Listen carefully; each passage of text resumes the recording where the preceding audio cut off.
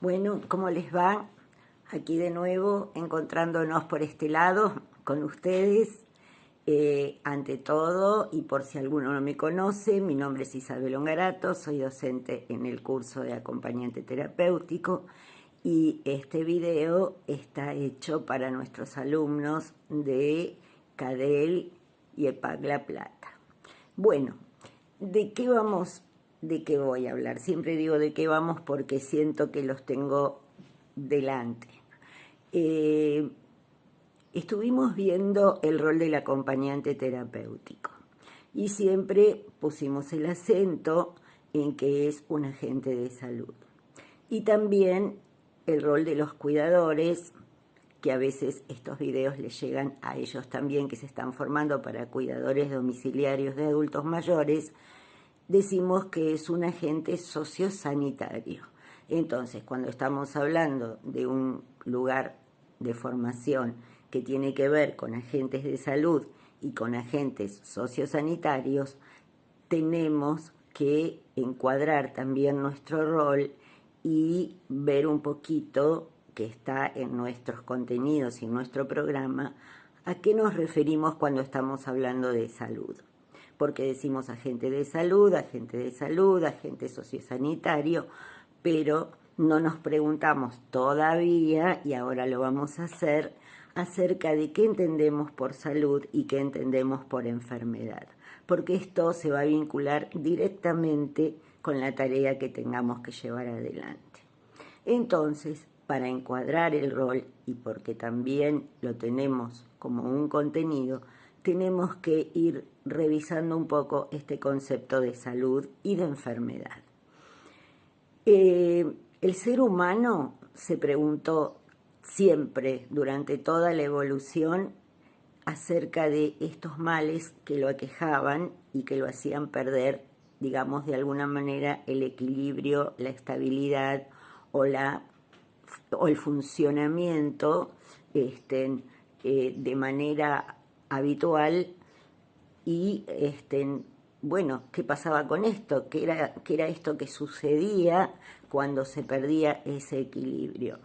En la antigüedad y aún ahora en pueblos primitivos se manejaban con dos aspectos de la cuestión. Por un lado, usaban la experiencia, usaban sus conocimientos acerca de productos de la naturaleza, hierbas, preparaciones, etcétera, que a lo largo de los años y de los siglos habían dado resultado para mitigar algunas de estas dolencias. Pero por otro lado, y como no existía una explicación clara y una explicación más científica, digamos, de lo que estaba pasando, porque no tenían los elementos, no tenían las herramientas, no se habían hecho los estudios que hoy tenemos, ni había avanzado tanto. Entonces, el que generalmente tenía este saber, este conocimiento sobre hierbas, preparados y todas estas cuestiones, era también el personaje que dentro de la comunidad tenía el rol de sacerdote, de chamán, de alguien que está vinculado no solamente con lo físico, con el saber que tiene una comunidad acerca de determinados productos que van a mejorar esa situación de desequilibrio, sino que también eran supuestamente, no o sí, personas que estaban relacionadas con prácticas religiosas, o sea, que tenían una especie de presencia espiritual también dentro de la comunidad. Esto era en la antigüedad, pero no ha dejado de serlo en muchísimas civilizaciones que aún subsisten en un estado primitivo, digamos, de evolución. Bien, durante siglos sucedió esto.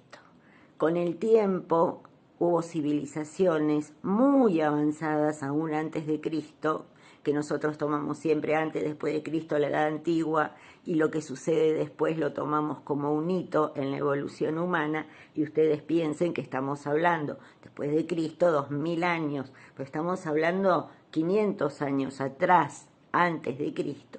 Hubo civilizaciones muy avanzadas, como la egipcia, los griegos, los romanos, que pusieron atención en estas cuestiones. Y ahí empezaron a, de alguna manera, elaborar algunos conceptos o algunos criterios vinculados con la salud y la enfermedad que aún hoy en algunas cuestiones todavía se utilizan. Por ejemplo, los romanos tenían muy claro o pensaban, y bueno, no estaban equivocados, que era muy importante el tema de la higiene, y por eso fomentaban la construcción de lugares públicos donde la gente pudiera tener sus baños públicos, su aseo, y le daban mucha importancia a ese cuidado del cuerpo y al disfrute de todas esas cuestiones, y también separar, por ejemplo, los desechos de la parte del agua y del aseo que tenían que disfrutar. Por eso han construido incluso obras que hoy llaman la atención por su avanzada, como la gran cloaca que habían construido los romanos, que era para separar todo lo que tenía que ver con los desechos del agua que se iba a utilizar para los otros fines. También por ahí, en el siglo V antes de Cristo más o menos, hubo un hombre que se llamó Hipócrates, que le dio mucho avance al tema de la medicina y que aún hoy se sigue teniendo en cuenta, porque vieron que cuando los médicos se reciben les hacen hacer el juramento hipocrático.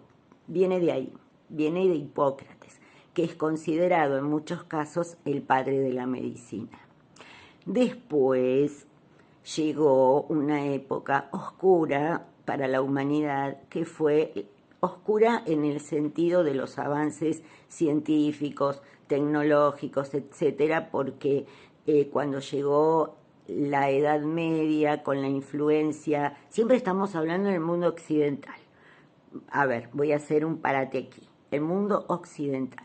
Porque culturas como la de India, con el Ayurveda, y en la China, con su medicina también con sus propios métodos, no lo estamos mencionando aquí, porque eso no tuvo esa etapa de silencio y de oscuridad que pusieron en la civilización de Occidente toda esta parte de la Edad Media con en este refuerzo de la religión y de que todo estaba prohibido y que de nada se podía hablar y que todo era pecado y era silencio en torno a los avances, al punto tal de que ustedes saben de que mucha gente fue castigada por tener ideas que rompían con ciertos dogmas que en ese momento tenía la Iglesia, que es una época oscura en el desarrollo histórico de nuestra humanidad y de nuestra civilización occidental.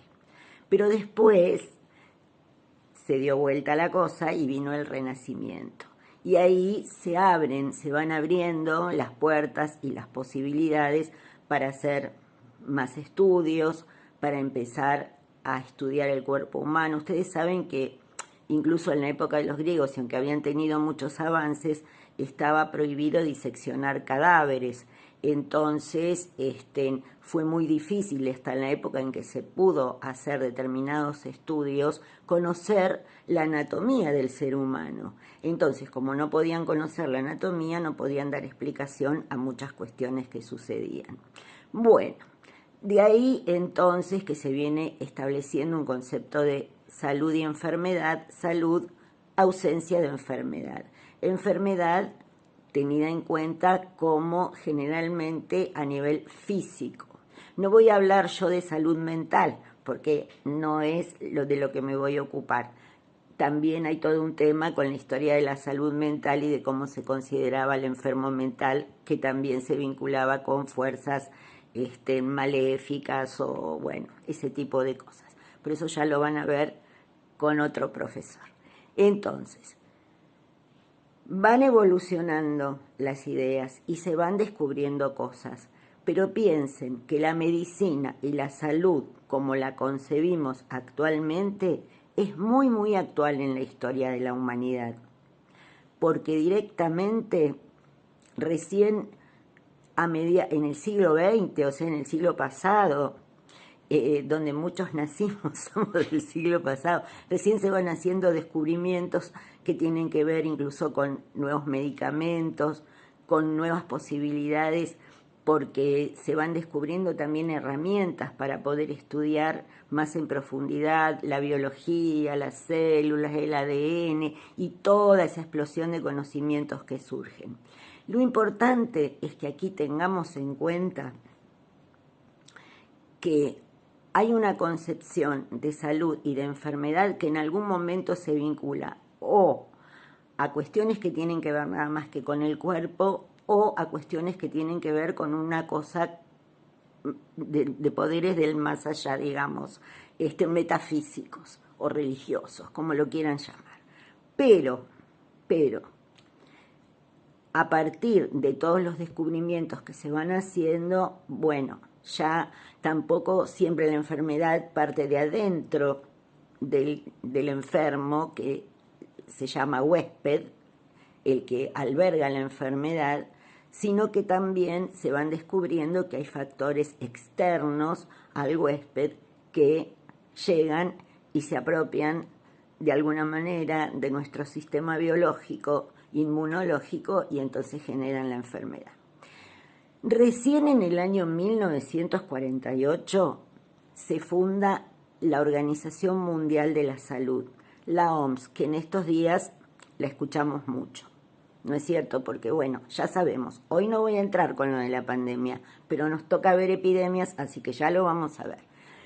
Pero antes se había formado y fundado, mucho antes, en el 1902, la Organización Panamericana de la Salud.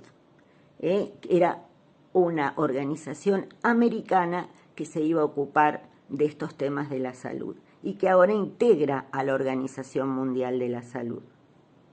El día en que se fundó la Organización Panamericana de la Salud, que fue el 7 de abril, es el que se considera el Día Mundial de la Salud. Bueno, ¿por qué vamos a todo esto? En la Organización Mundial de la Salud, entonces, se establece una definición donde se dice que la salud es un estado de completo bienestar del individuo y que tiene que ver con las áreas físicas, emocionales, mentales y sociales. O sea, empieza a relacionar el concepto de enfermedad no solamente con lo físico, con lo emocional, sino también con lo social. O sea, esto es lo que nos va a ir dando la pauta de que vamos ampliando el concepto de salud y nos vamos dando cuenta de que el enfermo está vinculado con su cuerpo, con su mente, con sus emociones y también con el medio que lo rodea. Hasta aquí llegamos con la definición mundial de la Organización Mundial de la Salud. Pero posteriormente también se le hacen críticas a esta definición, o dicen que no es completa, o dicen que no atiende a todas las áreas, o dicen que pone al paciente en un lugar de paciente, de una definición de paciente de persona pasiva. Por eso incluso hay muchos actores de la salud que prefieren no llamar paciente al paciente, sino llamarlo cliente. A nosotros, en nuestra cultura, nosotros no estamos muy acostumbrados, la palabra cliente nos remite a algo más que tiene que ver con lo económico, ¿no es cierto?, con lo mercantil. Pero sin embargo, es buscar un término que no siempre ponga al paciente en un lugar de justamente de pasividad, donde la persona no tiene posibilidades de intervención, sino que está a merced del profesional de la salud que va a intervenir en su dolencia. Actualmente, posteriormente, se establecen nuevas teorías, como la sistémica, donde tratan de ver al ser humano vinculado por todos lados con su medio, con su ecosistema, y cómo se interactúa esta persona con su medio familiar, social, económico, etcétera, cultural, como para llegar a este estado de salud o de enfermedad. Y entonces vamos viendo que tenemos otro concepto. Esto es nada más que para que ustedes puedan ir pensando y puedan ir armando dentro de ustedes mismos también estas preguntas de si alguna vez se preguntaron qué era esto de salud, qué era esto de enfermedad, y vamos a ir adentrándonos un poquito más en todo esto. En la próxima les voy a hablar de la teoría sistémica, que es esta que ve al hombre en todo su entorno familiar, social, económico, cultural, etcétera, y donde sitúa esta teoría el papel del enfermo, de la salud y de la enfermedad. Y vamos a llevarlo también este concepto de antes o tradicionalmente uno habla de una cura, y también vamos a hablar ahora de lo que se considera un poquito más allá de la cura y que tiene que ver con el sanar al otro y que tiene que ver con el lugar del acompañante, porque siempre decimos que el acompañante es un dispositivo que va a colaborar para que esta persona pueda encontrar sus propios recursos, sus propios mecanismos, en última instancia pueda ir sanando sus dolencias. Por ahora vamos cerrando. Me despido hasta la próxima, que no va a tardar mucho en aparecer. Y nos seguimos encontrando por el otro medio y vamos a seguir elaborando un poquito todos estos conceptos tan interesantes. Bueno, hasta la próxima.